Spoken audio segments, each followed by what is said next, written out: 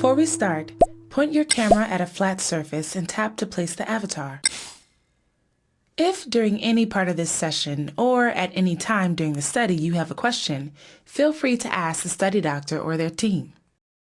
We are here today to walk you through a gene therapy clinical study in which you are considering participating. Now that the stem cells are in your bloodstream, we need to collect them. So we use a process called apheresis.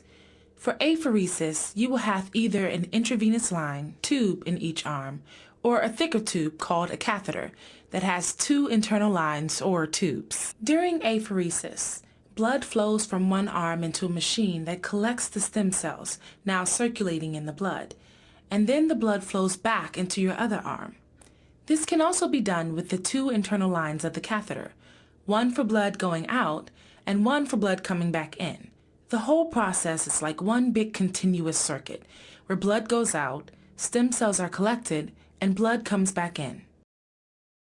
The entire procedure takes about... If at the end of the study these backup cells are not used, you can decide whether the backup cells should be destroyed or if you donate them for future research. Let's see how the manufacturing process works. It is important for you to know that the modification and preparation of the cells occurs under strict guidelines, including the use of a specialized room called a clean room to ensure safety. In order to get the new gene inside of the stem cells, it needs to have a specialized vehicle to get inside the cell and into the nucleus of the cell, which is where all the genes are.